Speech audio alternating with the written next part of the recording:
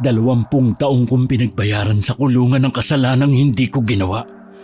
Pinagkaitan ninyo ako ng karapatang mamuhay kasama ang aking pamilya.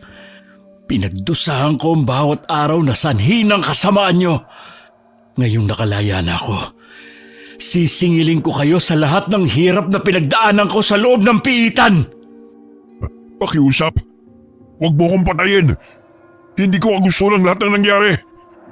Bigyan mo pa ako ng pagkakataon na makabawi sa'yo. Makabawi saan? Akala mo ganun lang kadali ang lahat? Hindi na akong binatang tatanga-tanga na pinagkaisahan nyo noon. Ngayon sa pagbabalik ko, sisingilin ko kayo sa lahat ng atraso nyo sa akin. Hindi lang kayo mga kriminal. Mga demonyo kayo! Kung hindi man nabigyan ng katarungan ng pagkamatay ng pamilya ni na Ma'am Eileen, ako mismo maglalagay ng batas sa aking mga kamay. Hahanapin ko mga kasamahan mong aswang na siyang tunay na may sala. Itong sayo! Huwag! Magandang araw po Kaingkong at sa inyong mga tagapakinig. Tawagin niyo na lamang po ako sa pangalang Palong. Tubong Cotabato at kasalukuyang 89 na taong gulang. Isa akong ex-convict. Biktima ako ng maling akusasyon ng mga taong may antas sa lipunan. Subalit may itinatagong lihim sa likod ng magara nilang kasuotan. Taong 1956, 20 taon lamang ako noon. Isa akong katulong sa babuyan ni na Ma'am Eileen. Ako'y nakulong sa salang pagpatay sa kanilang pamilya. 45 taon na ako nang makalabas sa kulungan. Pinagdusahan ko ng mahigit 25 taon ang kasalanang ipinaratang sa akin. Bagamat ang aking buhay sa kulungan ay nakatulong upang mapuksa ang mga taong halangang kaluluwa na siyang dahilan ng aking pagkakabilanggo at paghasik ng lagim ng mga masasamang nilalang sa baryong aking sinilangan. Ako si Palong at ito ang aking kwento. Ay, hindi ko alam kung magiging masaya ba ako o malulungkot sa parol na natanggap ko, Tang. Halos kalahati ng buhay ko dito na ako sa kulungan. Kayo na nga naging pamilya ko . Simula nang makulong kayo, madalas kong naririnig ang panalangin mo makalaya. O ayan na. Dininig na ng Diyos ang mga hinaing mo sapagkat alam niyang wala kang kasalanan at biktima ka lang ng karahasan ng mga taong may mataas na posisyon sa lipunan. Paano ko magsisimula? Gayong patay na sina Inang at Amang. Tsaka, sino naman ang tatanggap sa isang ex-convict na katulad ko sa trabaho? Di ba madalas mong ikinukwento sa akin noon na may bata kang itinuring na kapatid? Yung batang kasama mong namasukan sa mga amo mong pinatay? Oo. Si Ino. Pero hindi ko naman alam kung saan siya hanapin. Kawawa nga yun, Tang . Palaboy ang batang yun. Parang sinto-sinto. Ngunit napakasipag. Kaya nga isinama ko noon sa babuyan ni na Ma'am Eileen dahil madalas na pinagtitripan ng mga tambay na bugbugin. Ay, ano na kaya naging kalagayan ni Ino simula nung makulong ako? Hindi naman siguro umalis sa baryo kung saan kayo naninirahan dati. Marahil naalala ka pa nun. Sana nga ho, Tang. Kailan bang labas mo rito sa kulungan? 2 buwan pa ho. Ikaw nga rin, di ba lalabas din? Oo. Mauna ka lang sa akin ng 5 buwan. Inaayos na rin naman ang paglaya ko . Dahil sa katandaan ko na rin kaya binigyan ako ng parola. Nako, labis kong pinagsisisihan ng pagpatay sa kalaguyan ng misis ko. Nararapat lang akong parusahan dahil nakagawa ko ng karumal-dumal na krimen. Pinairol kong galit ko. Pero hindi katulad mo na pagbintangan lamang. Hahanapin ko po ang mga taong nasa likod ng pagkamatay ng aking mga amo. Hanggang ngayon, malinaw pa sa aking alaala kung paano nila paslangin sina Ma'am Eileen at Sir George. Hindi sila pangkaraniwang tao, Tatang Selmo. Kundi para bang mga aswang sila. Sariwa pa sa aking alaala ang aking nasaksihan. May pumukpok sa aking ulo, kaya nawalan ako ng malay. Nang magising ako, nasa tabi na ako ni na Ma'am Eileen at Sir George na may hawak na itak at may mga pulis na sa aking paligid. Ayaw nilang maniwala na hindi ako ang salarin, kundi ang mismong pulis nang nagdiin sa akin sa kasalanang hindi ko namang ginawa. Matanda na rin siya ngayon. Hahanapin mo pa ba siya? Hindi magbabago ang isip ko, Tang. Hahanapin ko siya, pati ang kanya mga kasamahan. Marahil marami na rin silang nabiktima.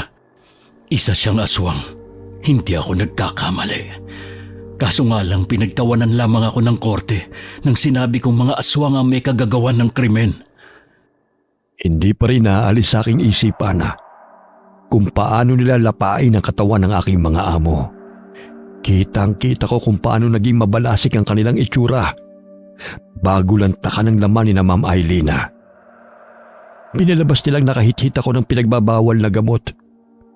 Pero hindi yun totoo. Hindi rin totoong pinagnakawan ko ang aking mga amo. Dahil napakabait nila at itinuring nila kaming pamilya ni Ino. Mula noon magpahanggang ngayon, di pa rin nagbabago ang mga kwento mo, iho. Lumipas man ang mga taon, ngunit ang sakit na nararamdaman mo'y sariwa pa rin. Hindi ko sukat akalain na sa kabila ng paggawa ko ng tama ay may mga taong nagluklok sa akin dito sa kulungan. Alam mo anak, lahat ng bagay may rason kung bakit nangyayari. Isa na siguro yung naramdaman ko ang pagiging ama sa pamamagitan ng presensya mo. Minsan kasi hindi ako nadalaw ng mga anak ko. Abis ang pangungulila ako sa kanila. Ngunit nung dumating ka, kahit pa paano naibsan yon. Salamat din po sa inyo, Tatang Selmo, dahil nariyan kayo para sa akin. Kaya't hindi ako ginagalaw ng mga siga dahil sa takot nila sa inyo. Matanda na ako, Palong. Aminado naman akong nung kabataan ko'y basagulero ko eh. Ngunit nung makulong ako, unti-unti nagbago ang pananaw ko sa buhay. Tumanda na lang ako na hindi man lang ako nabibisita ng mga kamag-anak ko dahil wala na akong silbi sa kanila. Magkaganon man, hihintayin ko kayo sa baryo. Sigurado naman may natira pang lupa na maaaring tira natin na pagmamayari ni na Inang. Sige, Palong. Ngunit gusto ko rin makita ang aking mga anak. 40 taon na akong nakakulong. Marahil marami na akong apo. Nangibabaw ang lungkot at pangamba na aking naramdaman kaysa sa tuwa. Sapagkat ng panahon na yun ay hindi ko alam kung ano magiging buhay ko pagkalabas ko ng kulungan. Bagamat matindi ang aking pagdanais na hanapin ang mga tunay na salarin sa pagkamatay ng aking mga amo at sanhin ang aking pagkakakulong. Paulit-ulit pa rin nanunumbalik sa aking isipan ang kanilang mga mababalasik na itsura. 1 linggo na lamang makakalabas na ako ng kulungan. Baka ibang tao na nakatira sa dati naming bahay dahil matagal nang namayapa sina Inang at Amang. Oh, Palong, ating gabi na hindi ka pa natutulog. Pasensya na po, Tang, kung nagising ka dahil sa panay balikwas ko. Nainitan lang kasi ako eh. Nainitan o malalim ang iniisip mo? Parehas lang naman tayo eh. Maraming bagay ang bumabagabag sa isipan ko. Kung tatanggapin ba ako ng mga anak ko o itatakwil. Kung ano magiging buhay paglabas ko rito sa kulungan. Siguro nga baka hindi na ako kilala ng mga anak ko eh. Ay nako, talagang nasa huli ang pagsisisi anak. Huwag niyo sabihin yan, Tang. Alam kong naging mabuting ama rin kayo sa kanila kahit papano. Kaya lang, sinubok lang talaga ng pangyayari ang pasensya niyo. Kaya nagawa mo ang bagay na hindi mo naman gustong mangyari. Ay nako, talagang nasa huli ang pagsisisi anak. Sa loob ng maraming taon na magkasama kami ni Tatang Selmo, marami siyang itinuro sa akin. Isa na roon ang paraan ng panggagamot at panghihilot niya sa tuwing kami nagkakasakit. Isa siyang tradisyonal na manggagamot at taga-Cotabato rin siya. Kaya't ang mga tattoo na iginuhit sa kanyang balat ay may iba't ibang ibig sabihin. Maging ako'y nahawa na rin sa kanya. Lahat kami magkakakosay may tattoo sa katawan. Isa na rin sa libangan namin yun sa loob ng kulungan. Sumapit ang araw ng aking paglaya. Magkahalong lungkot at sayang na mutawi sa aming mga mukha. Saya dahil nagkaroon ng pag-asa ang bawat isa na makalaya. Sa gayon ay mabigyan ng pagkakataon na magbagong buhay at makasama ang pamilya. Lungkot sapagkat maaaring hindi na kami magkita-kita Kung mangyari man yun, ay laking pasasalamat ko na hindi sa loob ng kulungan. Ngunit sa mundong malaya kaming gawin ang aming kagustuhan. Hindi lahat ng nakakulong ay may kasalanan. Katulad ko na pinagbintangan lamang. Oh, mga kosa, magkita-kita tayo sa labas ha. Pangako, bibisitahin ko kayo at dadalan ng pagkain. Bantayan nyo lang si Tatang Selmo ha. Mag-iingat ka anak ha. Teka lang. Ito pala yung kwintas oh. Isuot mo yan. Tiyak na makakatulong yan sa'yo. Sakali makaharap mo yung tao o mga nilalang na hinahanap mo. Pero Tang, importante sa'yo to, di ba? Binigay pa to ng inyong ama. Sa'yo na yan. Wala naman ako mapagbibigyan yan eh. Tsaka alam ko namang hindi tatanggapin yan ng mga anak ko kung sakaling ibibigay ko sa kanila. Kailangan mo yan. Kaya tanggapin mo na. Salamat, Tatang Selmo. Hihintayin ko po ang paglaya nyo. Oh, mga kosa, aalis na ako. Magpapakabait kayo rito ha. Pabuntong hininga kong iniabot sa bantay na pulis ang papel na hawak ko. Sa wakas, masisilayan ko na ang labas ng mundo nang walang nakapaligid na rehas. Maluha-luha akong naglakad palabas ng kulungan. Unang apa ko pa lamang sa labas ng tarangkahan ay halos humagulgol ako sa iyak dahil sa magkahalong emosyon na aking naramdaman. Ito na pala ang itsura ng mundo. Hindi ko akalain na makakalaya pa ako. Buong akala ko'y mabubulok na ako sa kulungan. Makikita ko pa kaya si Ino? Ano na kaya ang itsura niya ngayon? Sumakay ako ng bus patungo sa baryo namin. Wala akong dalang pera. Nakiusap na lamang ako sa driver. Bumaba ako sa sitio kung saan kami naninirahan. Naglakad-lakad ako hanggang sa matanong kong nagkakainitan ng dalawang tao. Aray! Aray naman, Ale! Gusto ko lang naman makinig sa radyo eh. Inaabangan ko lang naman kung sinong pumatay kay Emilio at Cynthia sa drama. Teka Ale, nasasaktan siya sa ginagawa mo. Maaring tigilan mo na ang paghahampas sa kanya ng walis? Napatigil ang babae sa paghahambalos ng walis sa lalaki nang sawayin ko. Hindi ko mawari na sa tuwing tinititigan ko ang lalaking wala sa tamang pag-iisip, ay naaalala ko si Ino. May malaking nunalisa sa pisngi, katulad sa dati kong kaibigan. Maraming salamat sa pagtatanggol mo sa akin ha. Alam mo, salbahing babae. Palagi niya akong hinahampas ng walis. Gusto ko lang naman makinig ng radyo eh. Kasi nasira ang baterya kong radyo. Pinapakinggan ko lang naman yung katatakutan. Aswang sila. Kinakain nila yung laman ng tao. Gaya ng ginawa ng aswang na kumain kina Ma'am Eileen noon. Ma'am Eileen? Kilala mo siya? Oo. Kaya lang patay na siya. Pinatay siya ng aswang. Kilala ko ang aswang. Hindi si Manong Palong, kundi yung totoong aswang. Nagkaroon ako ng pag-asa na makilala si Ino. Hindi pa man niya sinasabi ang kanyang pangalan, ramdam ko na siya ang taong hinahanap ko. Tumanda lang ang kanyang mukha, nagbago ang boses, ngunit hindi ang kanyang pagkaisip bata. Anong pangalan mo? Ako si Ino. Ikaw? Ako si Palong. Palong? Kapangalan mo ang dati kong kaibigan. Si Manong Palong. Kaya lang bata pa siya. Ikaw, matanda na. Ikaw nga matanda na rin naman ah. Hindi ba tumatanda si Manong Palong mo? Hindi ko na kasi siya nakita eh. Huli ko siyang nakita nung dinampot siya ng mga pulis. Kawawa siya. Pero hindi siya ang pumatay sa pamilya ni Ma'am Eileen, kundi mga aswang. Mga mababangis ang kanilang muka. Parang mga hayop. Nakita mo ang aswang? Oo. Kaya lang, natakot ako. baka kainin nila ako. Tapos sasaktan katulad kay Manong Palong. Nagtago ako sa drum. Kaya hindi nila ako nakita. Saan ka ba nakatira, Ino? Kahit saan lang. Minsan sa gilid ng kalsada. Sa palengke. Sa gubat. Pero gusto ko malapit sa ilog. Doon kasi kami palagi ni Manong Palong naliligo noon eh. May kubo ko ron. Gusto mo makita? Sige, hindi ka na talaga nagbago.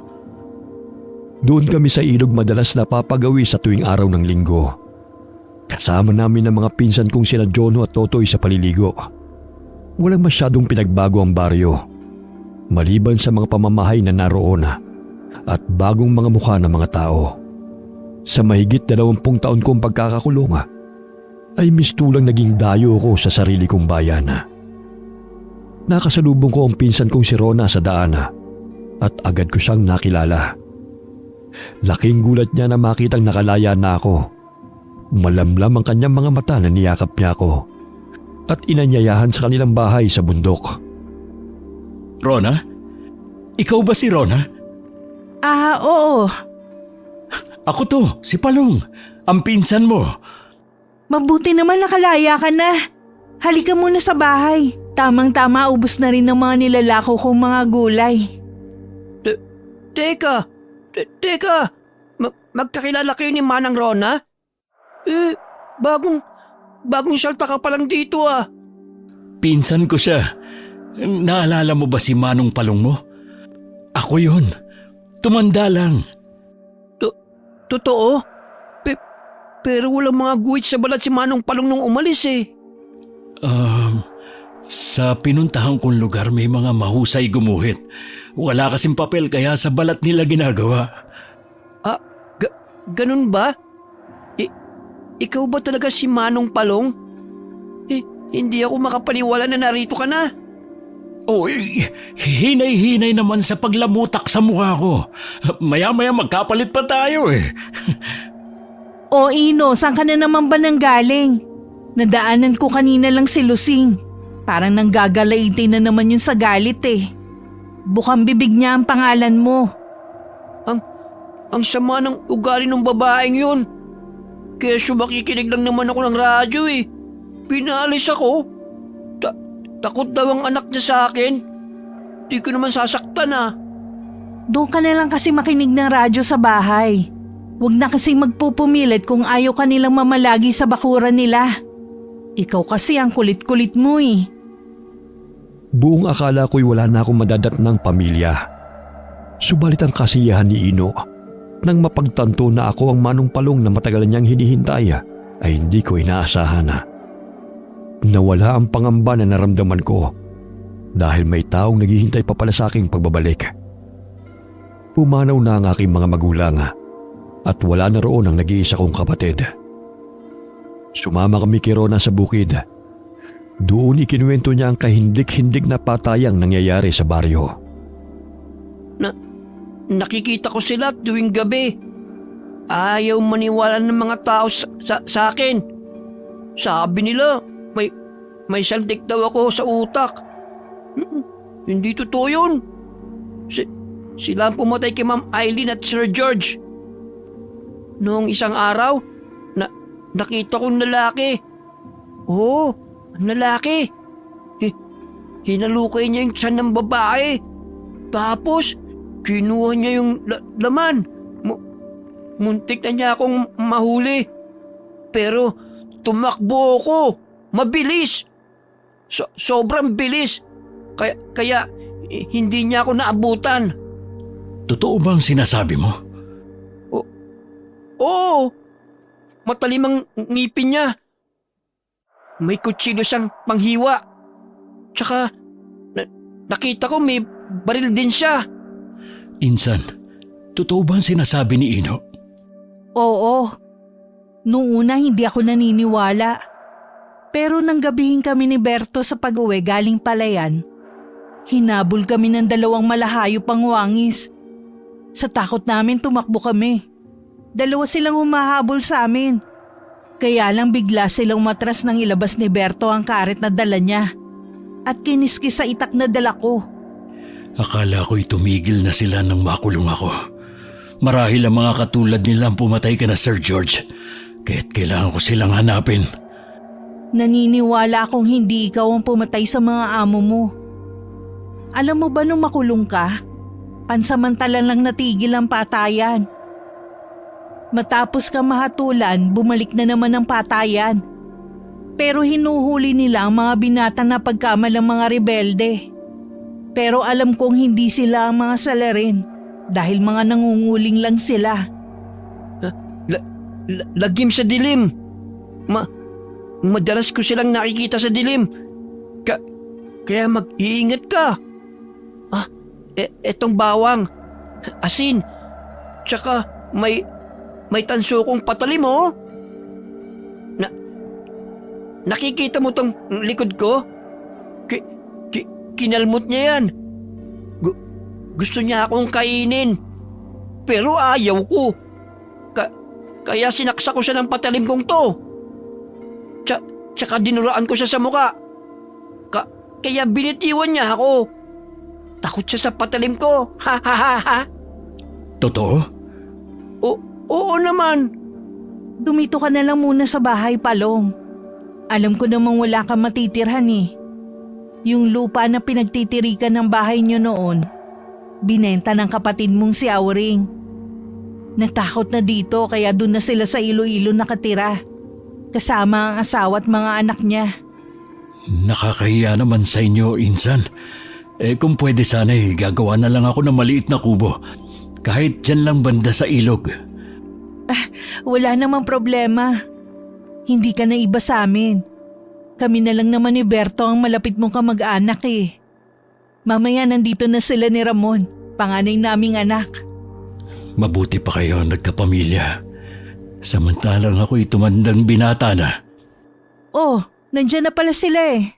Tamang-tama, maluluto na tong sinaing at paksiw. Dito ka na lang din kumain, Ino.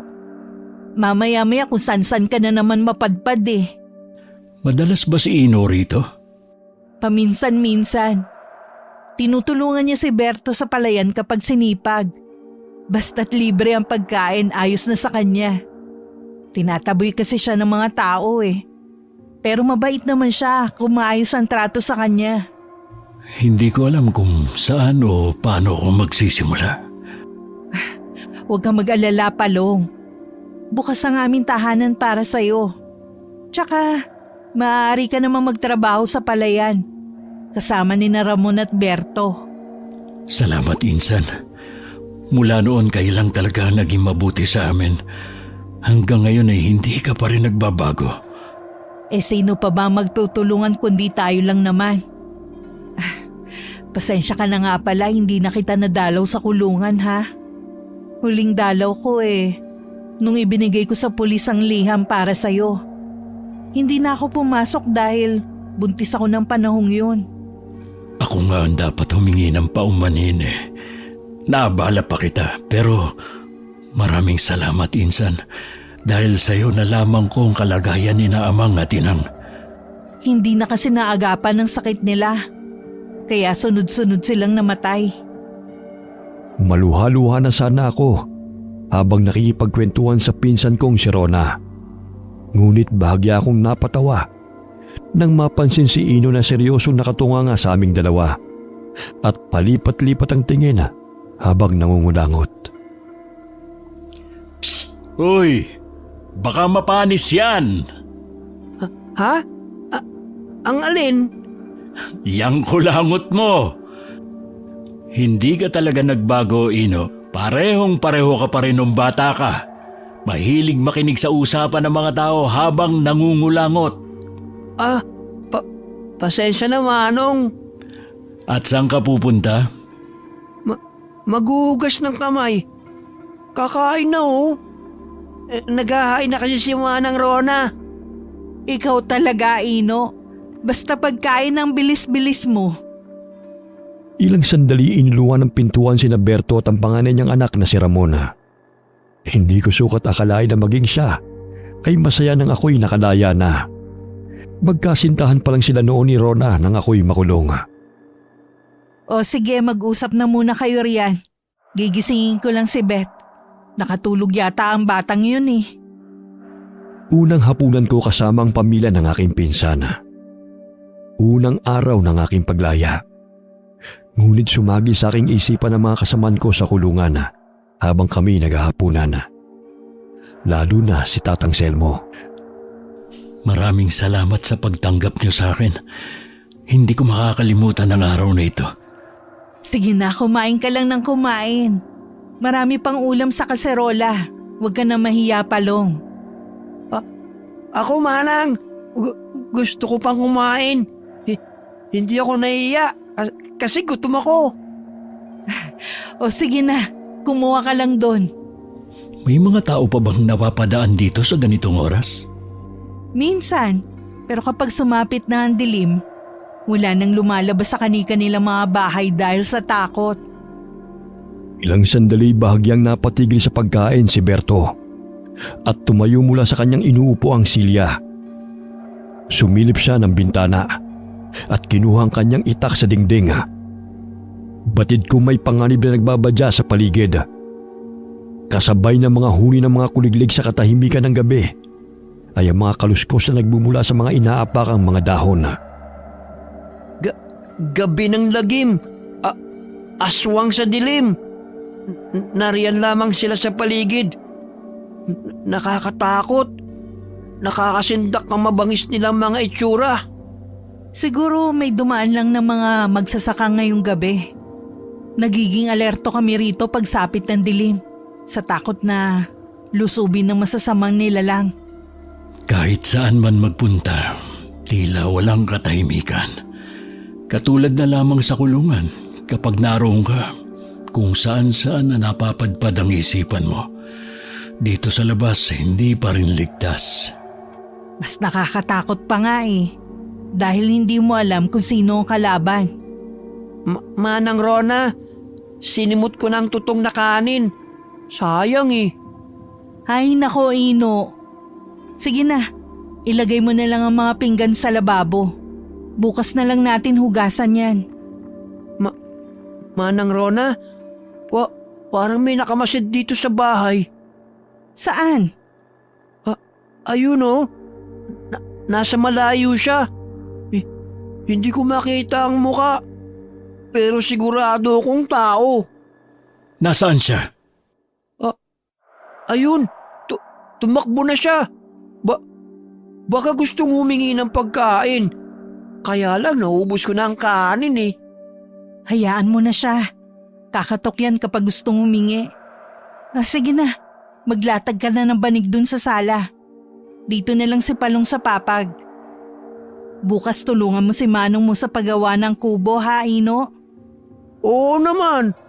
Kukuha ko ng kawayan bukas. Marami. Hindi ako makatulog ng gabing yon. Maraming sumasagi sa isipan ko. Katulad na lamang kung paano ko mahanap ang mga salarin na siyang sanhi ng aking pagkakakulong. Iminulat ko ang aking mga mata nang may marinig na mga yabag patungo sa bahay. Palapit ng palapit kasabay ng naririnig kong humahangos. Napasilip ako sa siwang ng dingding at naaninaw kong may tao sa labas ng bahay at matalim itong nakatingin. Sino na naman kaya yon? Malalim na ang gabi, kaya marahil ay gumagala ng sinasabi ni Ino na mga aswang sa dilim. Ang daming mga lamok naman to. Mahuli ko lang kayo. Titirasin ko yung mga bibig nyo. Napansin kong umalis ang taong papalapit na sana sa bahay nang marinig ang malakas na boses ni Ino. Ano kaya ang pakay ng taong yon? Tsaka sa ganitong oras pa siya pupunta? Parang hindi normal na tao yon.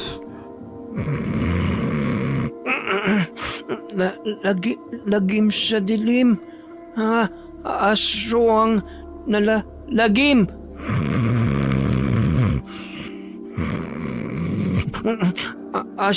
Aswang na lagim. Ang dilim. Ay, grabe naman tong si Ino. Ang ingay matulog. Nagsasalita habang nakapikit. Hoy Ino, natutulog na ang mga tao. Ang ingay-ingay mo naman dyan. Pinilit ko na lamang na ipikit ang aking mga mata. Ngunit hindi pa rin naalis sa aking isipan ang taong nakita ko sa labas ng bahay ni Nerona hanggang ako'y nakatulog. Kinabukasan, nagising ako sa ingay ni Ino. Gutom na naman siya at nakikipagtalo kay Ramona. Oh, bakit parang masama ang gising mo, Ino? Ito kasing si Ramon eh. Ayaw kong ipagtimpla ng kape. Uy, bakit parang galit ka pa sa may-ari ng bahay? Dapat nga matuwa ka dahil pinatuloy ka nila. Ang damot-damot. Isang tasa lang naman ang hinihingi ko eh. Parang nakainom ka na nga eh. Oo. Kaso, gusto kong dagdagan ng isa pa. Naku, kaya naman pala ayaw kang bigyan eh. 2 tasa pa ang gusto mong inumin? Bitin eh.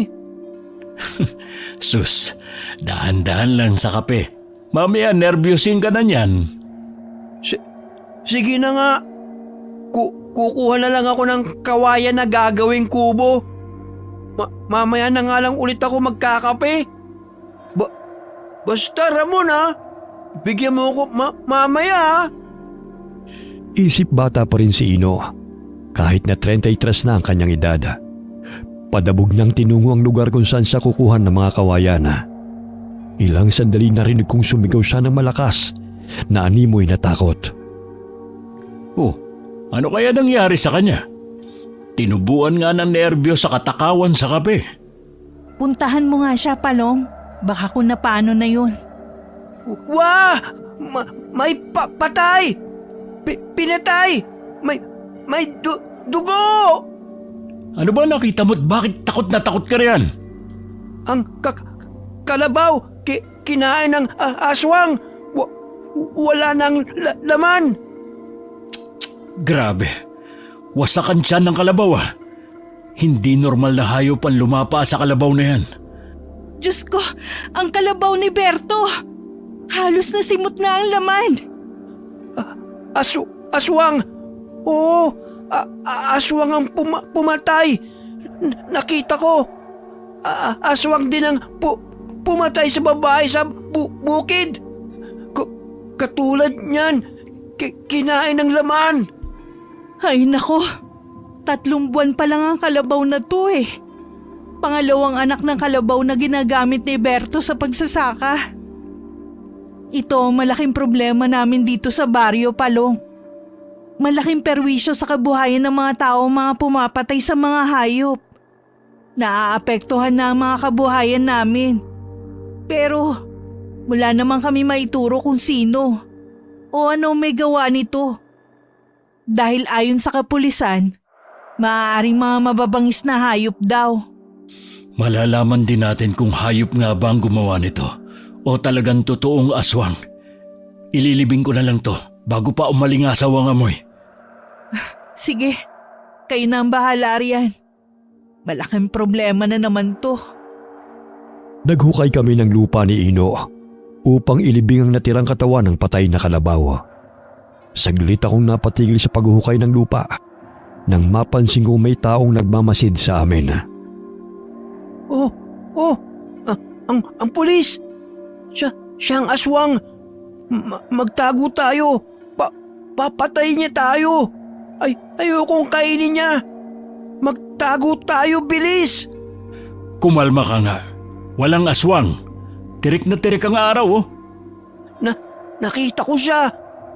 Ang aswang na pumatay sa babae! May baril! May pangil! Sinong babae? Sa maisan! Siya ang aswang! Nakita ko! Hindi ako nagsisinungaling! O siya, naniniwala na ako sa'yo. Tigilan mo na yung pagsasabunot sa buhok mo. Pumasok na tayo sa bahay! Aswang siya! Hindi ko maintindihan ang takot ni Ino ng sandaling yun. Mangiyak-iyak pa siya habang sinasabi na aswang ang lalaking naka-uniforme ng pulis na lumalapit sa amin. Magandang araw sa iyo, Ginoo. Bago ka rito ah. Opo sir, magandang araw po. Ano bang inilibing mo riyan? Tila bala ka sa pag-uukay ah. Ang namatay na kalabaw ng pinsang ko. Ayan oh. Hoy! Pulis! Layuan mo si Manong! Huwag mo siyang hulihin! Hindi siya ang pumatay sa kalabaw, kundi ikaw! Nag-iingay na naman ng sintu-sintong yan ah. Nandito na naman pala siya. Siya bang may kagagawan sa pagkamatay ng kalabaw? Hindi. Siya nga nakakitang namatay ang kalabaw kaninang umaga eh. Maiba ho ako sir. Ano po ang sadya niyo rito? Tumuronda kami ng mga kasamaan ko dahil naging talamak na ang pagkamatay ng mga hayop, maging ng mga tao rito sa bundok. Tsaka may reklamo rin kami natatanggap tungkol sa panggugulo ni Ino sa kanilang mga kabahayan. May sakit lang sa pag-iisip si Ino pero hindi naman niya kayang pumatay. Gusto ko lang malaman kung nasan siya nung nakaraang gabi dahil may napabalitang namatay na babae at siyang itinuturong huling nakaalitan ng ginang. Hoy! Umalis ka rito! Masama kang tao! Ganun na lamang ang pagsigaw ni Ino nang makita ang matandang pulis. Naging pamilyar sa akin ang taong dumating. Napagtanto ko na siya si Milandro, ang pulis na siyang dumiin sa akin sa kaso. Lintik na baliw yan. Hoy! Tigilan mong pambabato ng kamati sa akin! Umalis ka na! Nakita kita! Nakita ko! Sa maisan! Ang babae, pinatay mo! Anong pinagsasabihin mo? Pulis ako! Hindi ako mamamatay tao! Mawalang galang na po sir. Ano po ba ang may paglilingkod namin sa inyo? Manang Rona! Huwag kang lumapit sa kanya! Mamaya lapain ka niya! May pangil siya! Aswang! Siya ang aswang! Wala talagang matinong kumakawala sa bibig mo, kundi ang ituro na ako ang aswang. Gusto ko lang malaman, Manang, kung nasa ng sintu-sintu na yan nung nakaraang gabi. Dahil may inireklamo sa amin na may natagpo ang namatay na babae at siya ang itinuturo na huling nakaalitan. 3 araw nang nakikituloy rito si Ino. Tsaka tumutulong yan kay Berto sa palayan. Kaya malabo po na si Ino may gawa ng pagpatay sa babae kung siya ang pinaghihinalaan mo. Tsaka takot niyang pagalitan eh. Isang sigaw lang sa kanya umiiyak na yan. Naninigurado lang po kami dahil hindi malabong kaya rin niyang pumatay, lalo na't wala siya sa tamang pag-iisip. Naku sir, hindi po magandang basta-basta na lamang po kayong mamimintang ng walang matibay na ebidensya. Magsiyasat po muna kayo na maigi. Baka nagkukunwari lang ang tunay na may sala at ipapaako lamang sa mga inosente. Huwag kayong mag-alala. Hahanap ako ng matibay na ebidensya na siya makakapagturo sa tunay na pumapatay dito sa baryo. Bantayin niyo yung sintu-sintu niyo kasama. Baka nagwawala yan. Kapag nalaman ko nang gugulo siya sa mga tao, titiyakin ko na matutulog siya sa kulungan. Hoy! Ikaw ang dapat makulong! Ikaw ang pumapatay sa kanila! Isa pang sigaw mo, dadamputin na kita at kakalad ka rin patungong presinto. Pagpasensyahan niyo na po si Ino, sir. Isip bata siya eh. At wala sa tamang pag-iisip. Matalim na tumitig sa akin si Milandro. Animoy kinilatis ang buong pagkatao ko. Maya-maya'y umalis siya kasama ang 2 pulis. Siya na pala si Milandro. Kahit matanda na'y matikas pa rin ang kanyang katawan. Hindi ba siya ang dumiin sa'yo sa kaso? Ang angas-angas niya dito sa baryo. Tinatatakutan nga siya ng mga tao eh. Manong Palong, may alam ako. Ano yun, Ino? Huwag mong sabihin sa iba ha. Nakita ko na may kasama siyang kumakain ng tao. Doon sa tuktok ng bundok. Doon nila dinadala pagkain nila. Ang babae sa maisan. Nakita ko kiniladkad nila sa bundok. Bata, ang lalaki. Nako, Insan. Huwag mong paniwalaan ang lahat ng sinasabi ni Ino sa'yo. Minsan dahil sa nalilipasan ng gutom, kung ano-ano na ang kinikwento niya, na hindi naman kapanipaniwala. Tara na, Ino. Kumuha na lang tayo ng mga kawayan para makapag-umpisa na tayo sa paggawa ng kubo. Nailibing ko na ang patay na kalabaw. Tsaka hindi na tayo maaaring bumalik sa kubo na tinutuluyan mo dahil sira na yun. May parte sa isipan kong maaaring nagsisinungaling si Ino. Ngunit matapos namin kumuha ng mga kawayan ay sinabihan niya akong sumama sa maisana kung saan pinatay ng aswang ang babae na nakita niya. Mababanag ang takot sa kanyang mukha. May mga natuyong dugo rin sa mga dahon. Napagtanto kong hindi siya nagsisinungaling. Manong, hindi sila pulis. Ang totoong pulis patay na. Nakita ko. Pinatay sila ni Melandro at ng kasama niya. Anong ibig mong sabihin? Sa bundok, nakatira. Mga aswang sila. Sinuot nila yung damit ng mga pulis. Totoo ba yan sinasabi mo? Oo. Nakita ko sila. Pinatay nila ang totoong pulis. Sumagi sa isipan ko na maaaring tama ang sinasabi ni Ino. Sapagkat naging sunod-sunuran ng dalawa sa lahat ng ipinag-uutos ni Melandro. Ang mga taga-baryo walang sapat na kaalaman tungkol sa mga taong nagtatrabaho sa gobyerno. Kaya't kung may napapagawi man roon katulad ng pulis o sundalo ay laking takot nila dahil sa pag-aakalang sila'y may nilalabag na batas at huhulihin sila. Nagtataka ako kaingkong kung bakit imbis na sundalong nasa bundok ay may 3 kapulisan na rumoronda roon at si Melandro lamang ang pumupunta ng bayan. Ngunit ayon sa mga tao ay nagbabantay yun sa baryo dahil sa sunod-sunod na patayan na nagaganap. Sige na, umuwi na tayo para masimulan na natin ang kubo. Gutom na ako. Tiyak na nakapagluto na ng pananghalian si Manang Rona. Nagpaampon ka na talaga kay Rona, ha? Siya lang yung nagbibigay sa akin ng pagkain. Hindi niya ako pinapalo. Sige, tara na para makapagsimula na tayo sa gagawin nating kubo. Kain muna tayo. Humihilab ng tiyan ko eh. Oo na, kakain na tayo. Pero dapat tumulong din tayo sa kanila sa palayan para hindi naman nakakahiya sa kanila. Tumutulong ako kay Mang Berto sa pag-aabon at pag-aani. Masipag ako, Manong. O yun naman pala eh. Mabuti naman kung ganun. Napatigil kami sa paglalakad ni Ino nang makasalubong ang 2 pulis na kanyang tinutukoy na kasamahan ni Melandro. Hindi sila katulad ng mga pulis na nakakasalamuhan namin sa loob ng bilibid. Ramdam ko ang kakaiba sa kanilang mga itsura dahil hindi sila makatingin ng diretsyo nang binati ko sila. Maangas ang kanilang aura, ngunit hindi man lamang makatingin sa akin ng diretsyo. Bahagya rin silang umiwas nang mapansin ang suot kong medalyon na ibinigay ni Tatang Selmo. Nakita mo ba yun, Manong? Parang palagi silang galit. Tapos ang panghin ng kanilang amoy. Baka kili-kili mo lang ang nasisingot mo. Ay, oo. Ang baho nga. Nakalimutan ko.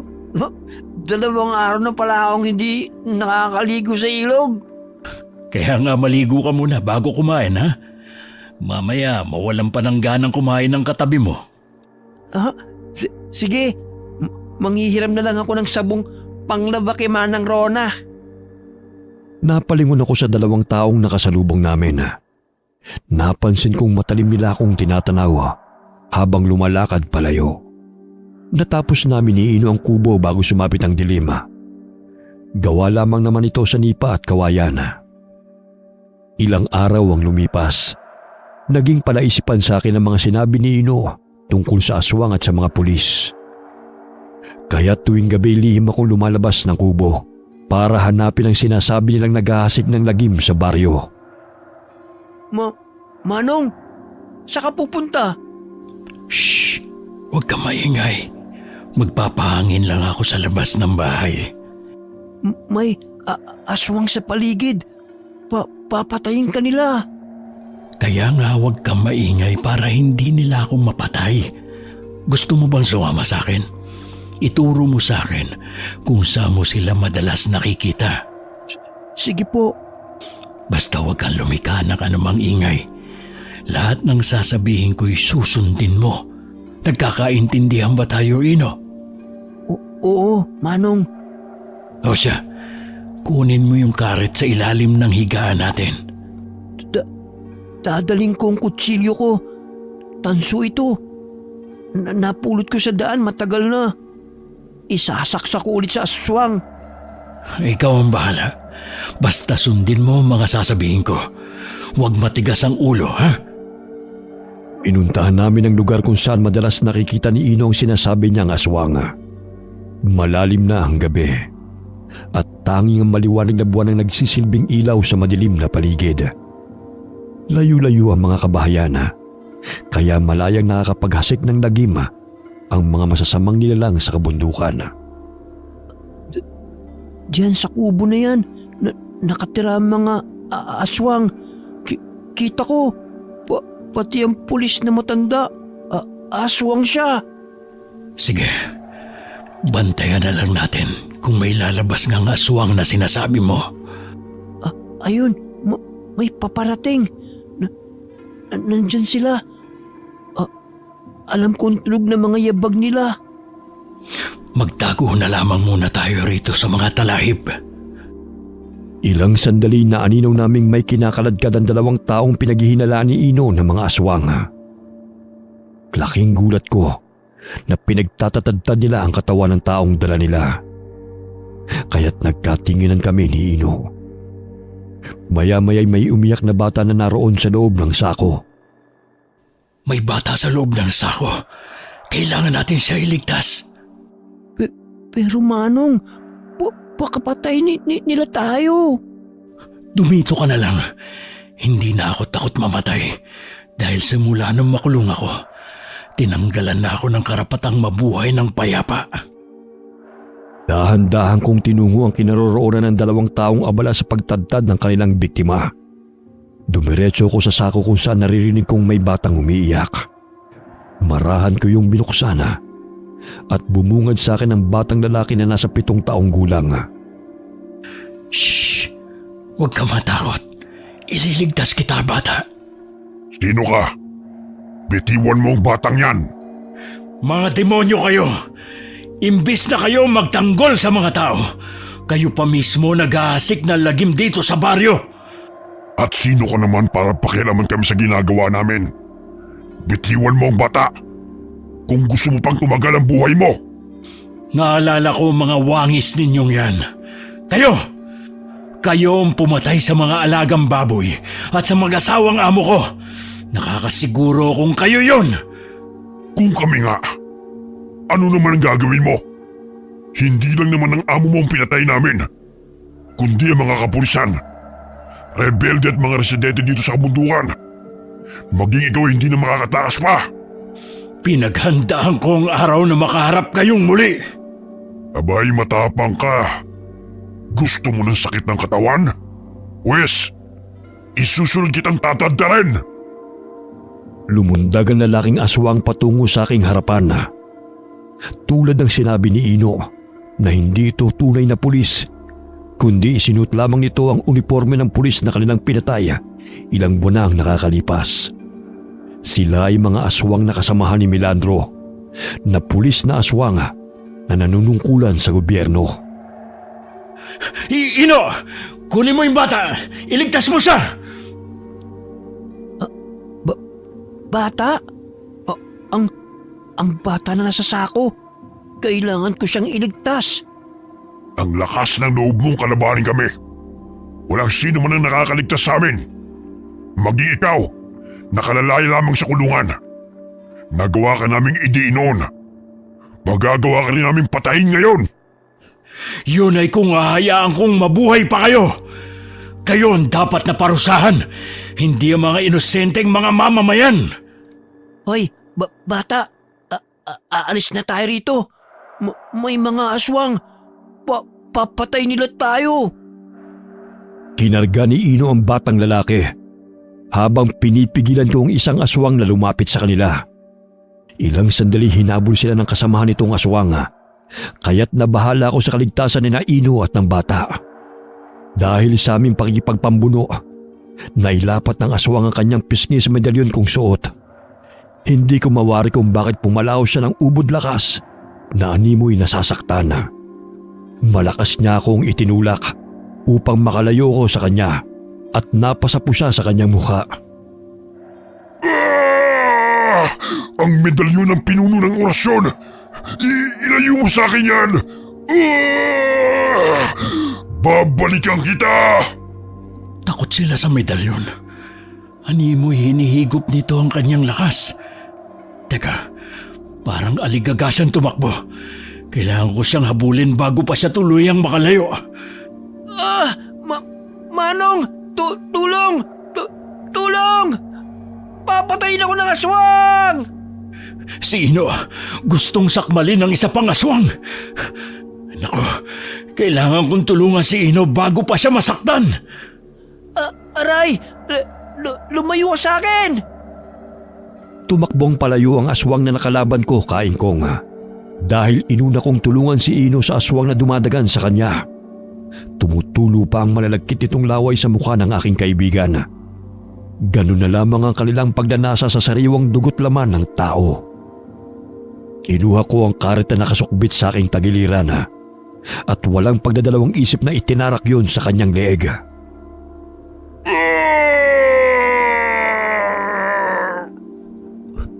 Wah!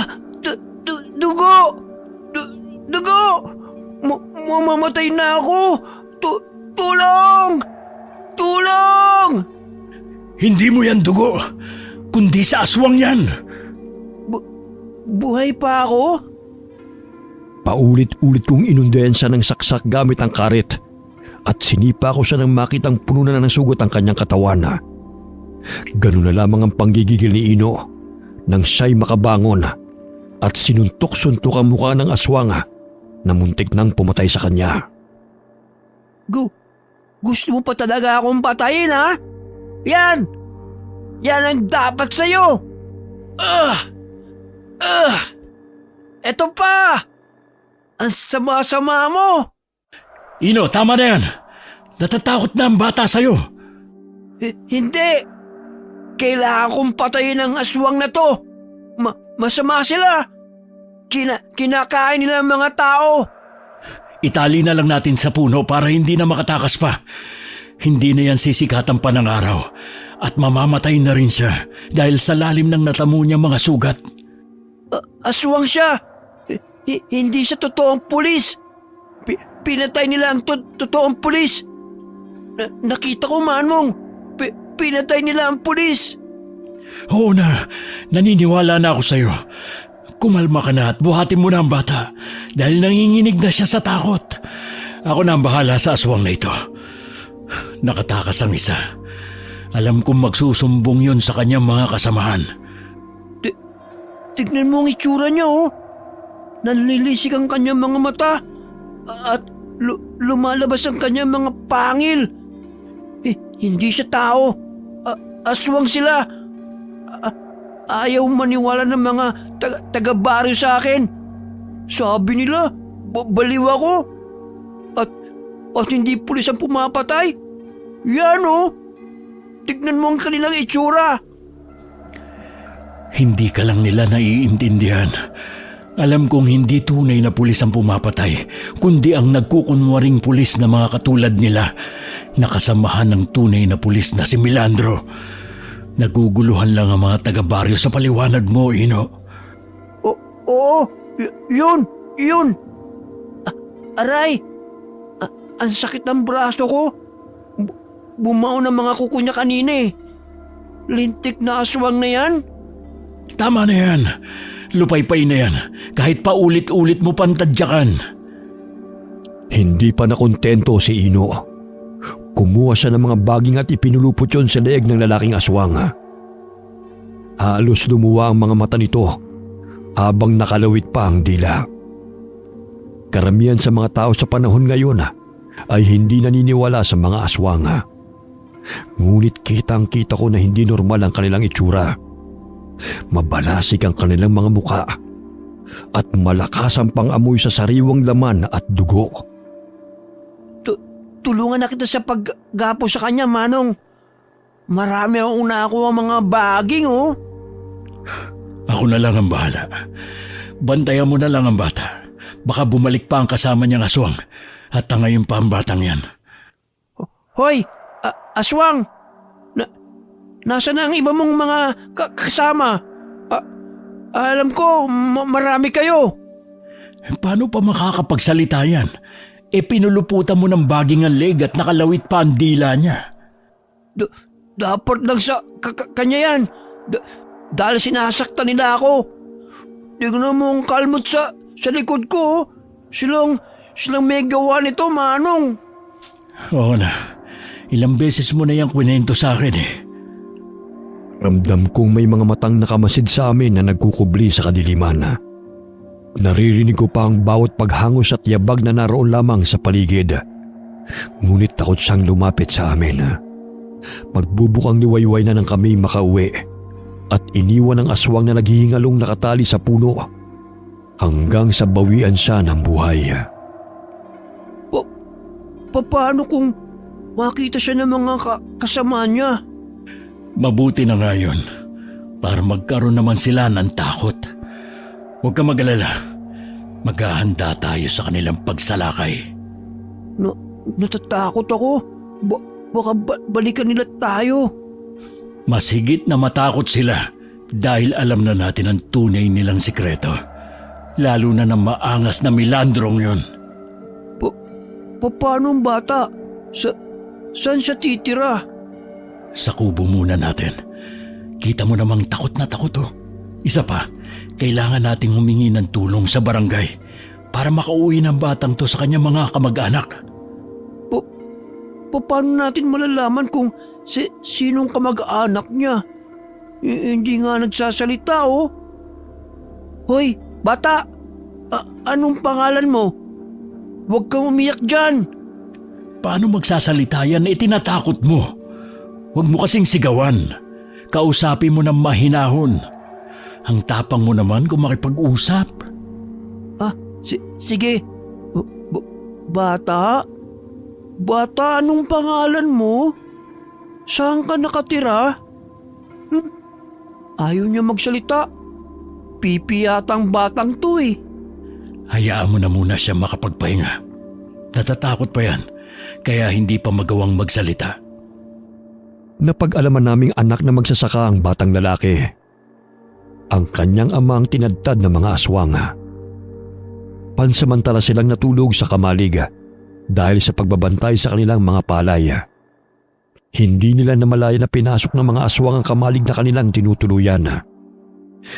Napuruhan ng kanyang ama nang hambalusin ang kawayan sa ulo gamit ang kawayan. Kinaumagahan, laking pagtataka ng pinsan kong si Rona kung sino ang bata na aming kasama nang dalhan niya kami ng ulam. O sino ang batang to? Ewan ko. Ayaw magsalita eh. Tanungin mo nga siya, Manang. Ang ibig kong sabihin, paano siya napadpad dito? Kaninong anak to? Hindi nga nagsasalita eh. Wala sigurong dila. O di kaya, pipi ang batang yan. Parang takot na takot siya. Ay, Insan, narito ka pala. May inayos lang ako sa likod ng kubo. Sino ang batang to, Palong? Iniligtas namin mula sa mga aswang na umaaligid dito sa baryo. Totoo sila. Nakasagupa namin. Marahil may mga kasamahan pa silang naninirahan lang dito sa liblib ng baryo. Naku, paano na yan? Baka balikan nila kayo. Kahit naman hindi sila labanan, matindi pa rin naman ang takot ng mga tao tuwing sumasapit ang dilim. Kaya't kumari, ay hikayatin natin ang mga taga-baryo na makiisa para sugpuin ang mga halang na kaluluwa ng mga aswang. Sigurado na ako kung sino-sino sila. Si Milandro, ang pulis na paggala-gala dito sa baryo ay isang aswang. Kaya gano'n na lamang ang pagdiin niya sa akin noon. Dahil siya ang tunay na salarin sa pagkamatay ng aking mga amo. Ngayon, sigurado ako na siya ang pumasok sa bahay ni na Ma'am Eileen. At hindi lang ako namamalikmata. Ang mga pulis na kasama niya ay mga aswang. Napatay ko ang isa sa kanila kagabi. Ay, ano ba yan? Totoo bang sinasabi mo, Palong? Oh, totoo. Maging ang mga ikikwento ni Ino. Ang lugar kung saan sila nakikita nito, itinuro niya sa akin. Doon namin nakita ang batang ito, kasama ang kanyang ama na pinatay ng 2 aswang. Parang ang bango ah. May pagkain ka bang dala, Manang Rona? Ay naku, oo nga pala. May dala kong sinigang na bangus dito. Mag-almusal muna kayo bago ko pa makalimutan. Salamat, Insan. Basta ang biling ko sa inyo, napaghandaan natin ang mga naghahasik ng lagim dito sa baryo. Hindi na ako natatakot na makulong muli, pero sisiguruhin kong mapapatay ko silang lahat. Ay, ano ba yan, Palong? Basta mag-iingat ka. Lahat naman kami dito handa sa pagsugod ng mga kriminal na yon. Pero hindi ko inaasahang nakasagupa at nakaharap mo na ang isa sa kanila.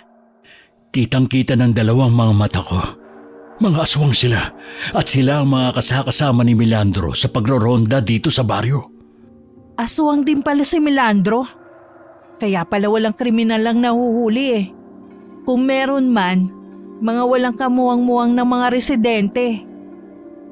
Hindi pa kami tapos sa pagkain ng umagahan ay naaaninaw ko mula sa bintana ang papalapit na si Milandro. Mababanag ang galit sa kanyang mukha. Kaya't agad akong lumabas ng kubo dahil alam ko kung ano ang kanyang pakay. Oh, mabuti naman nagkita tayo muli. Ikaw pala si Palong. Bagong laya sa piitan. Kumusta naman ang buhay mo ron? Anong sadya mo, sir? Kay aga-aga mo namang rumonda. May krimeng kasing naganap kagabi. May nakapagsumong na pag-aalaga na ka raw dito sa baryo. Sino naman po nagbigay sa iyo ng impormasyon na yan? Isang residente. Ngunit hindi ko maaaring sabihin siya kung sino. Dahil confidential ang bagay na yan. Ano po ba ang gustong ipahiwatig ng impormante mo? Gusto lamang kitang imbitahan sa stasyon ng pulisya. Hanggat wala kayong warrant o ebidensya na ipapakita sa akin, hindi ako sasama sa inyo. Tsaka maaaring napagkamalan lang ako ng impormante nyo. Lalo na't ex-convict ako. Tapos ako na agad ang ituturo? Hindi kaya yung nagsumbong sa inyo ay ang totoong salarin? Huwag tayo magpadalos-dalos sa pamimintang, sir. Dahil may nakapagsabi rin sa akin na ang naghahasik ng lagim dito sa baryo ay isang respetado at kinatatakutan ng mga tao. Hindi na nagpumilit pa si Milandro na isama ako sa istasyon ng pulisya. Dahil alam niya at alam ko rin kung sino ang impormante niya. Yung isang aswang na nakatakas at nakasagupa namin. Tila hindi may pintang mukha ni Milandro nang lisanin niya ang aming kinaroroonan. Ngunit batid kong hindi siya titigil hanggat hindi niya ako napapatay. Sapagkat unti-unti ko nang natutuklasan ang kanyang lihim. Nangangambang lumabas ng kubo si Rona at tinanong ako kung anong pakay ng pulis. Anong kailangan ni Milandro? Bakit napapadalas ang pagpunta niya rito? Nagtatanong na may kasamang paghihinala. Sa tono ng pagsasalita niya, kulang na lang ipaako sa akin ang mga krimen na nagaganap dito sa baryo.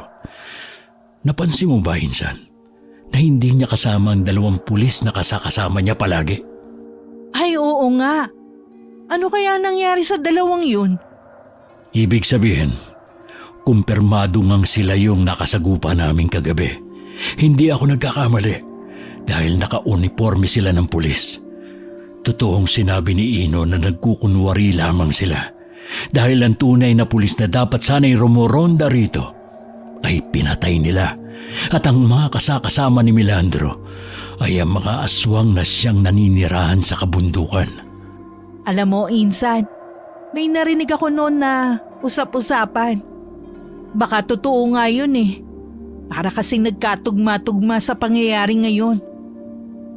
Yang si Melandro, nung baguhan pa siya sa pagiging pulis, palagi siyang bumibisita sa bahay ng kanyang lolo na tiyuhin ng kanyang ama. Haka-haka noon pa man na ang matandang si Ising isang aswang. Walang pamilya at nag-iisa sa buhay. Naalala ko noon kinuwento ng tiyahin ko. Bago mamatay si Tandang Ising, si Melandro ang pumunta sa bahay niya.